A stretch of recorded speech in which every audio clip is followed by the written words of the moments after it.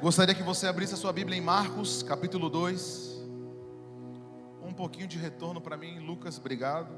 Marcos, capítulo 2, a partir do versículo 1, pode ficar de pé, vamos ler a palavra de Deus. O texto diz assim que, poucos dias depois, tendo Jesus entrado novamente em Cafarnaum, o povo ouviu falar que ele estava em casa. Então muita gente se reuniu ali, de forma que não havia lugar nem junto à porta, e lhes pregava a palavra. Grava isso. E ele lhes pregava a palavra. Versículo 3. Vieram alguns homens trazendo-lhe um paralítico carregado por 4 deles, 4 amigos. Não podendo levá-lo até Jesus por causa da multidão, removeram parte da cobertura do lugar onde estava Jesus, e através de uma abertura no teto, baixaram a maca em que estava deitado o paralítico. Versículo 5. Vendo a fé que eles tinham, Jesus disse ao paralítico: filho, os seus pecados estão perdoados. Estavam ali alguns mestres da lei, raciocinando em seu íntimo: por que esse homem fala assim? Está blasfemando. Quem pode perdoar pecados a não ser somente Deus? Jesus percebeu logo em seu espírito que era isso que eles estavam pensando, e lhes disse: por que vocês estão remoendo essas coisas em seus corações? O que é mais fácil dizer ao paralítico: seus pecados são perdoados, ou levante-se, pegue a sua maca e ande? Mas, para que vocês saibam que o Filho do Homem tem na terra autoridade para perdoar pecados, disse ao paralítico: e lhes digo, levanta-se, pegue a sua maca e vá para casa. Versículo 12.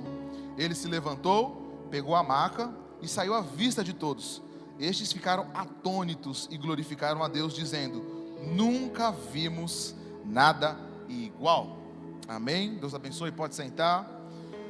Hoje é o culto da família, domingo, e eu tenho uma palavra espiritual para as famílias da igreja.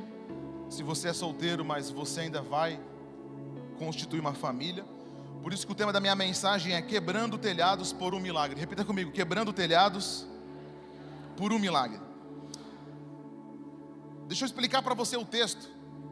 Jesus agora, na sua fase de pregações, ele chega a um lugar em Cafarnaum, que provavelmente era a casa de um dos discípulos ou de um amigo. E a Bíblia diz que ele senta e ele começa a pregar a palavra ali, numa casa. E de repente aquele lugar começa a ficar cheio de pessoas, a ponto de a Bíblia dizer que tinha uma multidão. Gente, presta atenção, ele estava em um dos cômodos, era tanta gente que provavelmente a 20 metros da casa existia muitas pessoas. Só que nesse cenário aparece 4 amigos carregando um amigo paralítico. Então todos são 5 jovens aqui, e os 4 tiveram a iniciativa de trazer aquele menino até Jesus, aquele homem, aquele rapaz até Jesus. Porém, tinha um obstáculo. Qual que era o obstáculo? As pessoas. Não é fácil passar um deficiente no meio de uma multidão, principalmente quando a multidão está alvoroçada. Então a multidão se espremendo para ouvir o que Jesus estava falando, ou perguntar quem é que está ali, quem é. Porque é engraçado, né? No meio da multidão não tem só as pessoas que querem ouvir Jesus, tem os fofoqueiros, tem os briguentos. Então existia no meio da multidão pessoas que estavam ali para conhecer qual que era a vibe do momento. Então foi difícil, então eles tiveram a ideia: vamos dar a volta. Eles abriram uma parte do telhado. Você precisa gravar essa cena. Eu acho que quem reproduziu melhor essa cena foi no The Chosen. Foi muito bom essa parte. Eles abrem uma parte do telhado, começam a descer ali o rapaz. Imagina a cena, Jesus vendo aquilo. Jesus, ele não fica olhando. Provavelmente Jesus dá uma risada. Ele fica atônito com aquilo, porque quem nunca pensou em abrir um telhado e descer aquela maca gigante? Então aquele rapaz com as pernas atrofiadas começa a descer. Então esse é o texto. Jesus dá uma palavra: os seus pecados estão perdoados. Só que a Bíblia diz que no meio daquela multidão existiam algumas pessoas que não queriam que o jovem fosse curado, ou que não gostavam de Jesus. Por isso que o primeiro ponto aqui que a gente vai trabalhar é quem você tem fortalecido, quem você tem levado até Jesus. Porque o texto diz no versículo 1 ao versículo 4 que aqueles jovens carregaram aquele amigo. Por isso que na vida há tempo de ser carregado, mas também há tempo de carregar. Meu irmão, deixa eu falar para você. Se você tem vivido sendo carregado pelas pessoas, existe um problema aí. Você não foi feito para ser carregado, mas Jesus chamou você para carregar pessoas, carregar propósitos, carregar situações, carregar alegria, carregar ânimo, carregar vitórias, carregar desejos. Mas o nosso problema, como aquele jovem, talvez você não se conecte pela deficiência dele, mas muitas vezes nós carregamos dentro de nós o pecado, e o pecado não deixa a gente caminhar diante de Deus. Muitas vezes nós carregamos pensamentos de suicídio que não deixam me chegar diante de Deus. Então aquele rapaz paralítico aponta para você, aponta para nós. Deixa eu fazer uma pergunta. Daquelas pessoas, quem é você, o paralítico ou os 4 amigos? Muitas vezes nós se colocamos no lugar de carregado, mas Deus chamou você para carregar pessoas. Você pode dizer um amém então? Então no caso daquele rapaz era uma enfermidade, para nós não. Pastor, como que eu faço para distinguir se eu estou sendo carregado ou se eu estou carregando? Primeiro, quem vive de motivação está sendo carregado. Eu tenho que ter motivação para acordar, está sendo carregado, está sendo escravo. Eu tenho, tudo que eu for fazer tem que ter motivação, tem que ter dinheiro, ninguém faz nada por amor. Então tudo tem que incentivar aquela pessoa. Vamos para o culto? Não sei. E começa a trocar aquilo que é importante por aquilo que é vaidade. Isso é um dos sinais. Qual que é o sinal que eu estou carregando? Quando você é maduro. Você não precisa da ligação de ninguém para dizer que Jesus me ama e eu vou continuar o propósito, a missão que Ele chamou para eu fazer. Então quando eu sou uma pessoa que carrego, eu não sou uma pessoa levada por ventos, eu não sou uma pessoa levada pelas paixões da carne. É só mais uma vontade, é só mais essa, é só mais esse trago, é só mais esse gole, é só mais esse sexo agora, e eu prometo que eu não vou mais caminhar longe de Deus. São situações de pessoas que estão sendo carregadas, e o mais assustador é que estão sendo carregadas pelo diabo, estão sendo carregadas por demônios. Mas meu irmão, Jesus chamou você, o primeiro ministério que Deus chamou você é carregar as pessoas para Jesus. Meu irmão, o primeiro ministério que Deus nos chamou é carregar os pecadores de volta para as mãos de Jesus. Você pode dizer um amém bem alto aí? Então quem você tem fortalecido? Quem você tem incentivado, derramado alegria? Na maioria das vezes nós conversamos com as pessoas: aí, tudo bem? Não está nada bem, pastor. Por quê? Ela me deixou, ele me deixou. Ou então, olha só, cara, Deus não nos chamou somente para ser carregado. Deus chamou você para carregar pessoas. Eu estou incentivando você, estou repetindo isso. Deus não quer que você seja carregado, mas que você carregue 3, 4, 5 pessoas, não sei, mas Deus chamou você para carregar um propósito, amém? E aí Jesus começa a enxergar aquela cena, aquele jovem descendo ali. Olha interessante, Jesus não cura aquele jovem pela fé dele, mas pela fé dos amigos. O texto do versículo 5: vendo a fé que eles tinham, Jesus disse ao paralítico. Jesus não interroga o paralítico, Jesus não pergunta quantos anos ele tem, Jesus não pergunta se ele tem família, Jesus não pergunta se ele tinha esposa, se ele ficou assim porque ele sofreu um acidente ou porque ele nasceu assim. Jesus viu a fé dos amigos. Por isso que a verdadeira libertação, sabe qual que é a verdadeira libertação? É isso que Jesus disse: os seus pecados estão perdoados. Segura aqui. Posso falar uma coisa? Toda cura está relacionado aos seus pecados. Pastor, mas eu oro todos os dias e Deus não me cura. Simples. É você entender que a maior cura na alma, no físico, está atrelada ao perdão de Deus. Gente, no momento que você entender isso, você não vai viver mais enfermo, não vai mais viver em depressivo, porque Jesus fala assim: levanta, filho, seus pecados são perdoados. Jesus não fala assim: em meu nome, levanta agora, seja curado. Não, primeiro Jesus falou o quê? Os seus pecados são perdoados. Mágoa traz enfermidade. Rancor, a Bíblia diz que o rancoroso vai ver os seus ossos apodrecerem, de artrite, artrose. Provérbios diz isso. Pessoa que não consegue se sentir amada por Deus, vai ter enfermidade no corpo, vai aparecer feridas, vai aparecer úlceras no seu corpo. Por quê? Porque todas as doenças que elas aparecem no meu corpo físico, todas elas se iniciam no perdão dos seus pecados. Aquele jovem, então Jesus está dizendo: sabe por que você não está andando? Porque você se sente culpado.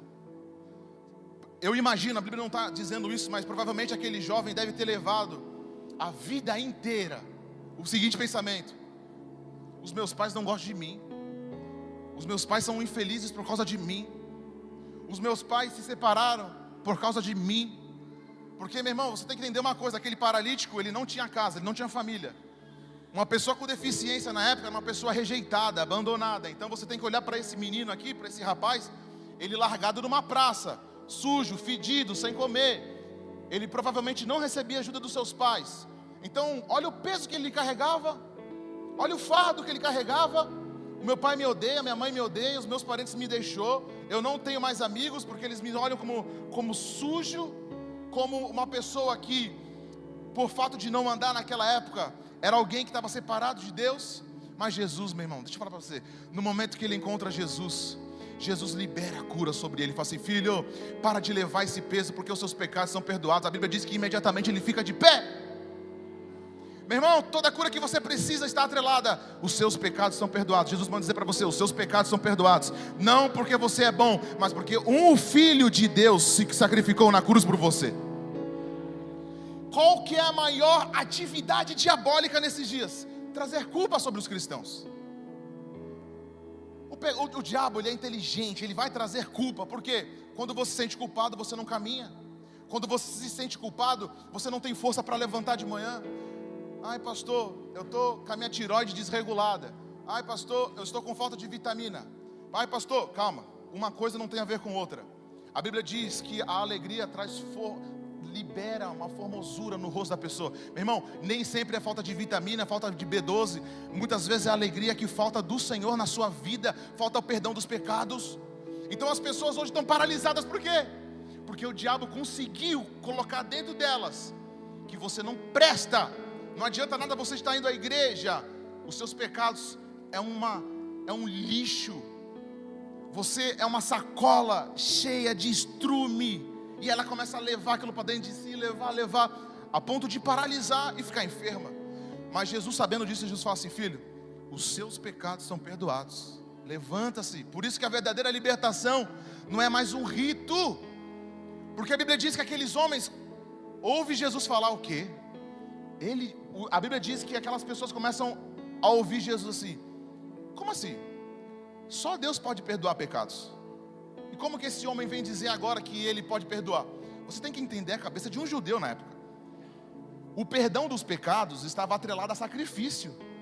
Então, o que se fazia na época? Eles pegavam o cordeiro, o sacerdote orava pelo cordeiro, transferia todos os pecados daquela nação para o cordeiro, depois liberava o cordeiro para o deserto para morrer. Então você tem que imaginar que isso era o perdão dos pecados. O sacerdote, o pastor da região, colocava a mão sobre o cordeiro e o cordeiro era liberado. E a cultura diz que se o cordeiro voltar, significa que Deus não perdoou os pecados. Então eles ficavam na expectativa: meu irmão, vai e morre. Se o cordeiro morresse no deserto, Deus perdoou. Então a cabeça do judeu na época era isso. E Jesus vem fazendo uma ruptura. Jesus fala assim: vocês não precisam de cordeiro, porque eu sou o cordeiro. Vocês não precisam de sacerdote, porque eu sou o sacerdote. Vocês não precisam pedir perdão, porque eu sou o dia do perdão. Glória a Deus. Então eles começam a falar: pô, ele está blasfemando. Mas Jesus, ele vem para trazer ruptura no sistema judaico daquela época. Vai dizer assim: eu sou o perdão pela fé. Está entendendo? Está entendendo o que a Bíblia está dizendo? Meu irmão, somente Jesus pode perdoar você. Somente Jesus. Quando você entender isso, você não vai ser mais refém do diabo.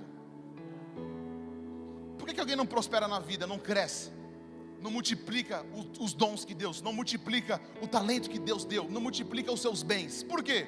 Porque no fundo, qual que é a raiz? Falta o perdão dos pecados. Qual que é a maior linha de divórcio hoje?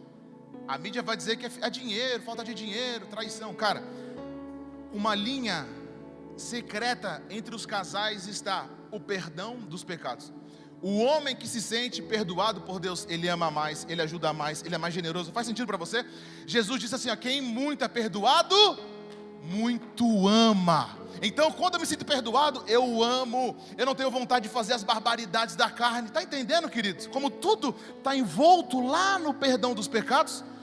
Porque existe uma mulher que quer matar todo mundo, que quer matar o marido, que não é uma mulher bíblica, porque no fundo a raiz dela é: eu não sou perdoada porque o meu pai me fez isso, a minha mãe me fez isso. Mas meu irmão, Jesus veio para trazer a cura de todos os traumas da alma.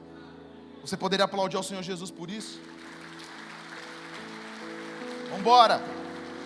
Versículo 6, estavam sentados ali alguns mestres da lei, raciocinando em seu íntimo. Versículo 7, por que ele fala assim? Ele está blasfemando. Quem pode perdoar pecados a não ser somente Deus? Jesus percebe logo. Você tem que entender uma coisa. A Bíblia diz que eles estão cochichando dentro de si. Jesus não precisa de muita coisa. Jesus, ele percebe no seu espírito o que eles estão falando. Jesus fala assim: por que vocês estão remoendo no coração de vocês essas coisas?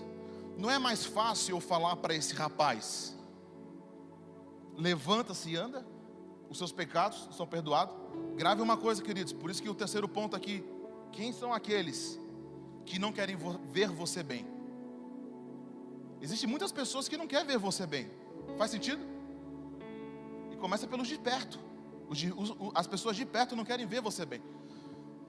Aqueles homens são instruídos, sábios, mas eles não querem ver o paralítico levantar.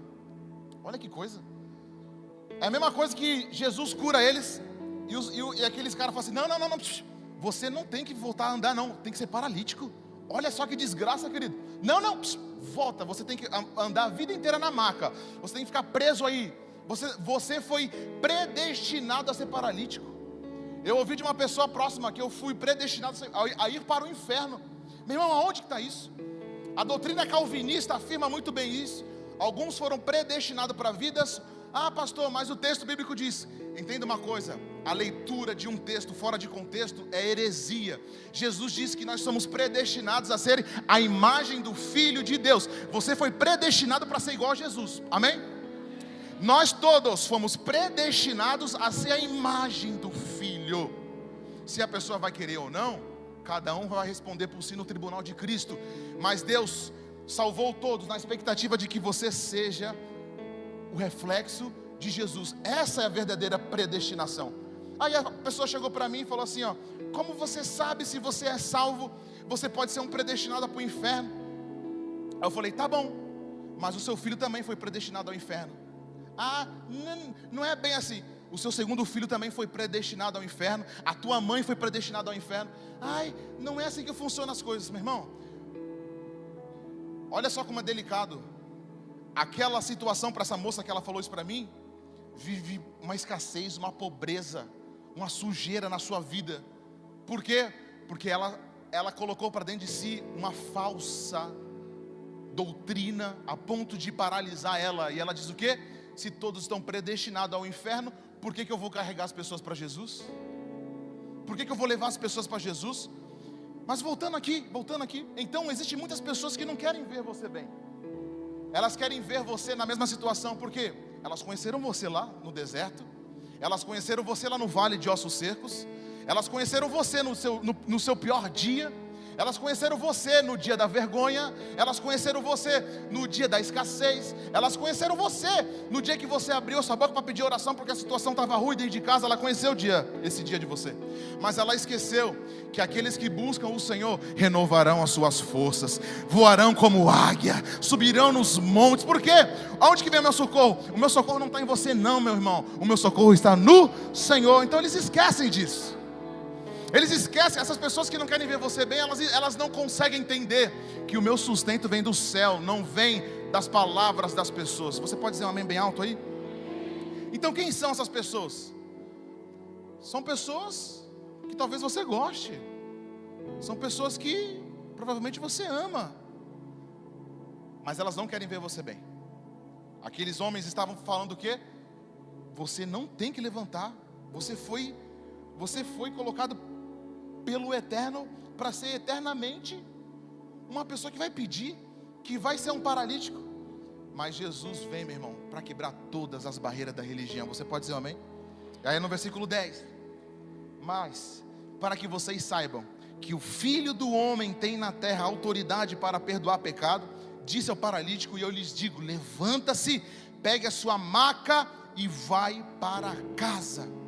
Ponto 4 aqui: você não pode mais levar para a sua vida aquilo que te paralisa. Por quê? Jesus fala assim, levanta-se, no versículo 11, pegue a sua maca e vá para casa. Então Jesus está afirmando, depois de perdoar os pecados, que era a maior paralisia daquele homem, e provavelmente deve ser a sua paralisia, Jesus diz assim, levanta, pega a sua cama e volte para o amor da sua família. O propósito de Jesus sempre vai ser a família. Ah, pastor, mas Jesus me curou você para ser testemunho para a família. Mas por que Jesus te prosperou? Para você fortalecer a sua família. Tudo que Jesus faz tem o dedo da família no meio. Jesus nunca vai fazer algo por você para ficar em você, mas Jesus sempre vai fazer em você para você desaguar na sua família. Ei, família não é parente, a família é o marido, a esposa e os filhos. Então Jesus está dizendo para você, volte. Provavelmente aquele menino, ele não tinha esposa, não tinha filhos, por isso que ele falou, pega a sua maca e volte para a sua casa, volte para o amor dos seus pais. Por isso que todas as vezes que nós confessamos nossos pecados, existe a verdadeira conversão. Aquele menino nos ensina que Jesus fala para ele, os seus pecados estão perdoados. Então ele tinha que levantar do chão aquilo que paralisava ele. É muito confortável, aquela maca está ali, era o lugar que ele se deitava, provavelmente tinha cobertores ali, e Jesus fala assim, levanta e mostre para aqueles que te condenaram o que Jesus fez por você. Jesus está dizendo para você, mostre às pessoas aquilo que Jesus fez por você. Qual que é o maior sinal? O maior sinal é a maca e ele andando. Então aquelas pessoas que te julgam, você tem que mostrar os sinais da cruz. Jesus mudou a minha vida, Jesus mudou o meu viver, Jesus mudou a minha realidade, Jesus mudou a minha empresa, Jesus mudou o meu casamento, Jesus mudou meus temperamentos, Jesus mudou tudo. É simples. O maior evangelismo não é de bater em porta, como os TJs fazem. O maior evangelismo sempre, meu irmão, sempre vai ser o meu testemunho de vida. O meu testemunho. Vou te falar uma pergunta. Aquele menino conhecia o evangelho? Ele conhecia as escrituras? Ele conhecia os profetas? Provavelmente não. Mas como que ele voltou para casa? Porque ele era a Bíblia escrita. Ele era o significado da cura. Ele era o foco do milagre. Aí Jesus diz, levante-se, pega a sua maca e vá para casa. Versículo 12. Ele se levantou, pegou a maca e saiu à vista de todos. Todos estavam ali, ficaram atônitos, até os opositores, e glorificaram a Deus, dizendo, nunca vimos nada igual. Por isso que quando nós voltamos para casa, é ali que se materializa e se concretiza a cura do nosso coração. Tem muita gente daqui hoje querendo fugir da sua casa, fugir das suas responsabilidades, mas Jesus está dizendo para você, ei, volte para casa. Alguém precisa ouvir isso hoje.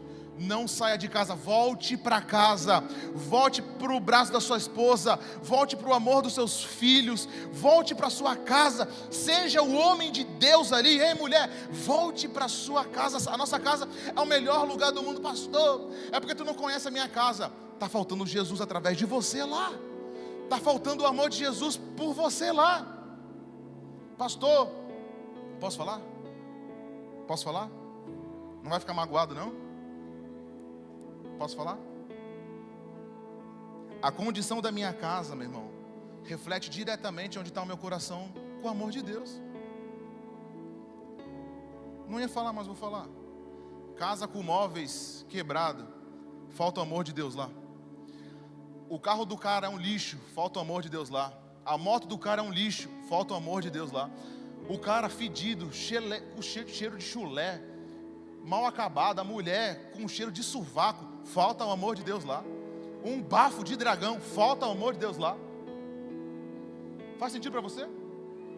Quem muito é amado, muito ama. A Bíblia diz, amar o próximo como a si mesmo, meu irmão. Eu tenho que amar o meu irmão assim como eu me amo também. E aí a pessoa não cuida da casa, não cuida daquilo que Deus deu. Não é um mordomo de Deus. Você foi chamado para ser mordomo. O que você tem é Deus confiando a você para que você multiplique e cuide. Dá uma glória a Deus aí. Eu não gosto de falar, mas eu vou falar. Então Jesus está dizendo, volte para sua casa. Volte para sua casa e transforme a sua casa em um lugar de vergonha, agora vai ser um lugar de alegria. Você consegue imaginar? A Bíblia não diz, mas esse jovem volta para casa, carregando a maca, entrando assim, provavelmente ele sabia o endereço, bate na porta. Os pais provavelmente devem ter ficado apavorados. E ele vê, pai, mãe, eu voltei curado. Oh, glórias! Imagina aquela mãe, aquele pai já começa a chorar. E ali há a reconciliação. Olha só, olha o amor de Deus, olha a cura de Jesus aqui. Quando Jesus cura, há reconciliação. Jesus tem um propósito de unir a família. Jesus tem um propósito de unir o relacionamento de volta. Ei, Deus te trouxe aqui para você entender uma coisa. Uma casa aonde um ou dois não concordam, ali é desunião. Mas aonde um ou dois, três concordam, ali há o propósito de Deus. Então Deus agora falou, volta para sua casa, volte com a sua mãe, volte com o seu pai. Agora vocês vão se unir, e ali haverá a manifestação da glória de Deus. Muitas vezes, queridos, a gente acha que a glória de Deus só se manifesta na igreja. Isso é mentira. A glória de Deus nunca se manifesta nesse lugar, porque aqui já existe a glória de Deus. Ela não precisa se manifestar. Ela se manifesta lá na casa, na sua casa, lá junto dos ímpios. É lá que é a glória de Deus. Então não adianta a gente ficar aqui, Senhor, desce. E as pessoas começam a rodar, a tremer, e começam a fazer um monte de coisa. Isso tudo é palhaçada, meu irmão. Quando a glória de Deus desce, há mudança na sua casa. Faz sentido para você?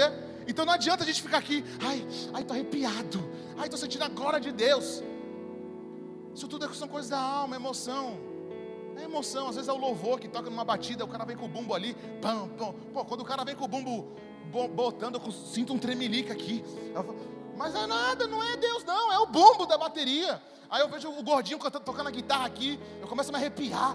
É Deus, não, é o gordinho ali fazendo uma cena, pá, e tal.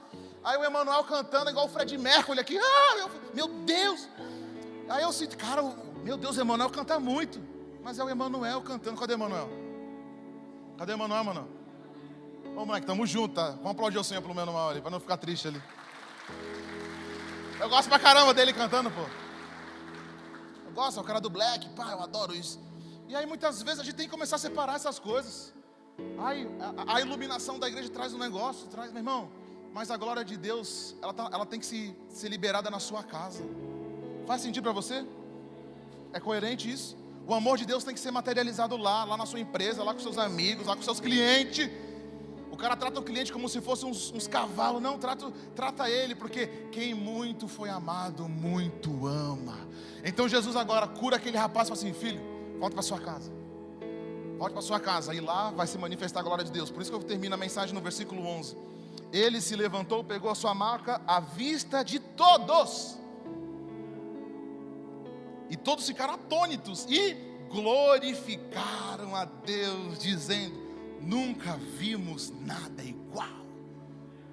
Jesus fala assim, filhão, vai lá, volta para sua casa agora. E aquele menino volta para casa. E todo mundo sente o cheiro, o aroma exalado, o amor de Deus. Meu irmão, a casa que só tem briga e desentendimento, falta exalar a oração dos santos naquela casa.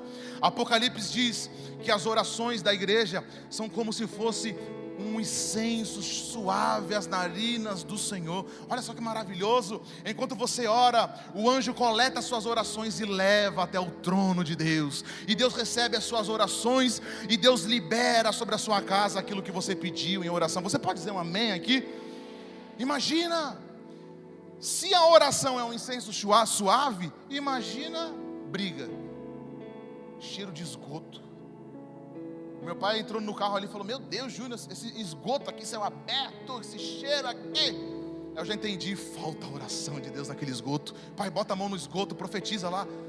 Está dormindo, desperta ali, calma. Pai, amém? Amém? Dá uma glória a Deus aí. Amém? Então volte para sua casa e manifeste a glória de Deus. Hoje é culto da família. Volte para sua casa agora e manifeste a glória de Deus lá, amém? Não seja mais o encrenqueiro, o divisor. Não seja mais esse. Seja o homem que vai trazer a paz de Deus para aquela casa. Seja a pessoa que vai conduzir o Espírito Santo.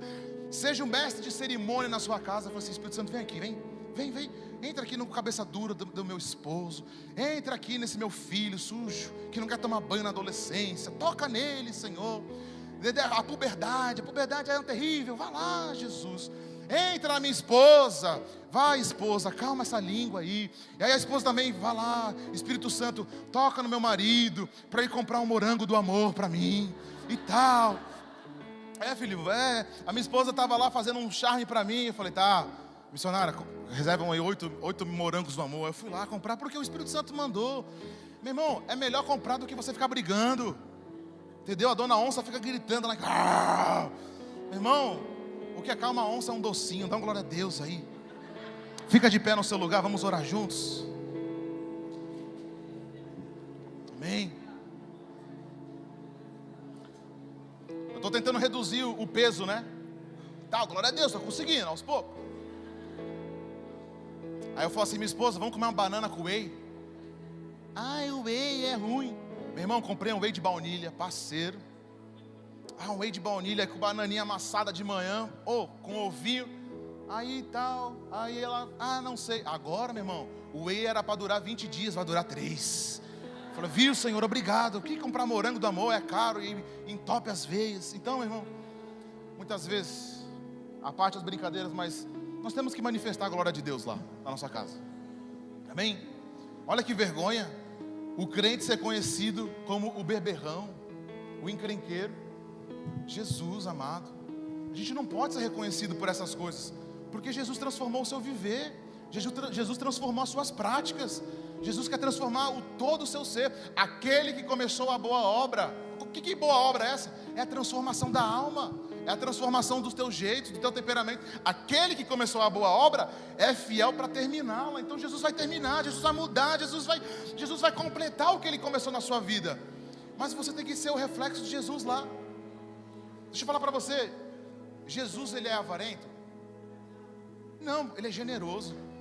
Então lá na sua casa você tem que ser conhecido não como um avarento que segura o remédio lá, passando a água lá, como que é o nome? Esse aqui ditado, segura o sorrisol. Não, você não tem que ser conhecido como um avarento, mas você tem que ser conhecido como: a minha esposa, o meu marido, ele é generoso. Às vezes a gente conversa com os casais: não, esse aqui é mão fechada. Que é isso? A gente tem que ser generoso. Esse aqui, ele é arrogante. Não, a partir de hoje a glória de Deus vai se manifestar na sua casa pela sua vida. Tem casal aqui? Tem casal aqui? A glória de Deus vai se manifestar por via dupla. Amém? É por via dupla. Não fica cutucando ele. Eu estou vendo o irmão cutucando a irmã ali, ó. Não vem cutucar não. É os dois. Os dois vão manifestar a glória de Deus lá. Amém? Vamos aplaudir ao Senhor Jesus. É os dois. É claro. Ei, eu estou vendo todo mundo aqui. Só vendo aqui, ó. É os dois. Cadê o filho aqui? Tem o filho? Cadê o filho? Tem filho aqui dentro de manhã agora? Você vai manifestar a glória de Deus lá. Você também, filho do Quinzinho. Nós temos que manifestar a glória de Deus. É na escola. Vou dizer para você, nesses últimos dias de profundo abismo no mundo, só vai permanecer aqueles que brilham à luz de Jesus. Amanhã, segunda-feira, eu gosto de pregar um evangelho prático. Eu não gosto de muita teoria não. Amanhã, segunda-feira, você vai chegar no seu ambiente de trabalho, você vai pisar lá, você vai dizer: brilhe a luz de Jesus. Isaías diz que brilhe a luz de Jesus na sua vida, brilhe a luz de Deus. Brilhe, você tem que brilhar. Segunda-feira, geralmente as pessoas chegam com cara fechada, né? Cheio de álcool, cheio do efeito. Meu irmão, você vai colocar a mão na cabeça dele, ela vai orar por ele, vai orar por ela. Você tem um poder. Pastor, mas a empresa não é minha. Não é sua, mas você é maior do que eles, porque você tem o Espírito de Deus. João diz que muitos querem receber, mas não tem o que você tem. O que? Autoridade no céu e na terra. Eu tenho autoridade no céu e na terra. A terra tem que trabalhar o que o reino espiritual, pelas minhas orações, foi ordenado. Isso aqui é tremendo, queridos. Então, a partir de hoje, segunda-feira, você vai praticar o Evangelho. Vai trazer luz para aquele lugar lá. Você pode dizer um amém? Feche seus olhos, eu quero orar pela sua vida, orar pela sua casa. Nesse momento eu quero que você comece a falar as tuas dificuldades ao Senhor. Comece a descrever as tuas lutas. Comece a falar verbalmente para o Espírito Santo as tuas maiores dificuldades. E eu creio que hoje é dia de cura. E a família do Senhor será restaurada. Oh Jesus, estamos aqui nessa manhã e eu oro pela tua igreja em nome do Senhor Jesus. Eu declaro pela fé no Filho de Deus que todos que estão aqui vai brilhar a luz de Deus. Assim como aquele menino voltou para sua casa e teve reconciliação. Deus, que nós possamos voltar para nossa casa e manifestar a glória de Deus. O lar de brigas dê lugar à paz. O lar da escassez que dê lugar à abundância. O lar cheio de enfermidades que dê lugar à saúde agora. O lar cheio de demônios que dê lugar ao Espírito Santo de Deus. Ao lar cheio de contendas que dê lugar ao amor de Jesus. Eu declaro pela fé que se manifeste a glória de Deus através da sua vida, no seu trabalho, no seu lazer, nas tuas coisas, em nome de Jesus. Eu oro e abençoo o teu povo, em nome do Pai, do Filho e do Espírito Santo de Deus. E a igreja pode dizer um amém. Vamos aplaudir ao Senhor Jesus. Sobre sua família, clame o santo nome Jesus.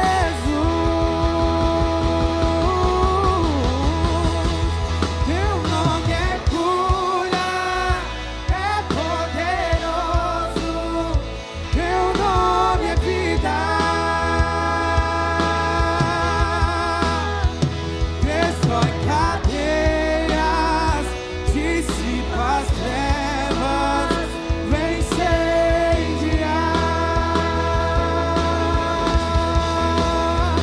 Teu nome é cura, é poderoso. Teu nome é vida. Destrói cadeias, dissipa as trevas, vem incendiar. Aplauda ao Senhor Jesus bem forte no seu lugar mais uma vez. A Ele a honra, a Ele a glória. Aleluia!